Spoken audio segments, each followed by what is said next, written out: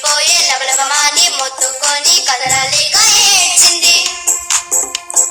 పిచ్చుకమ్మ చూసింది, పిల్లికెళ్ళి చెప్పింది.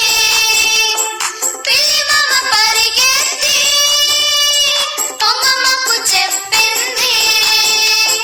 అందరూ పరిగెత్తుకొచ్చి కుందేలును లేవదీసి తన ఇంటికి చేర్చిరి.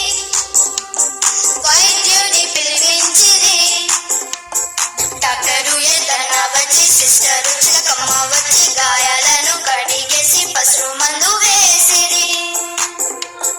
కథ ముక్క కట్టు కట్టి కాలి చుట్టూ బట్ట చుట్టి కంగారు పడకనిరి, కళ్ళగుండా ఉండవనిరి. కోడి పిల్ల, కొంగ పిల్ల, కాకి పిల్ల కొంటె కొద్ది పలకరించవచ్చాయి, పండ్లు తెచ్చి ఇచ్చాయి.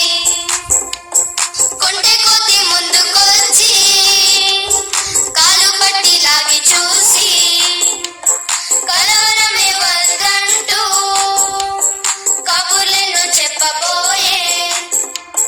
పరామర్శ ఏమో గాని ప్రాణాలు పోయాయని గిరిగిలవన్నీ కొట్టుకొని పొలముల గుండెలు ఏడ్చే. ఇరుగు పొరుగు నేసాలను బంధువులను చూసి చెప్పే, మీరందరూ లేకపోతే నాకేమవును కదా.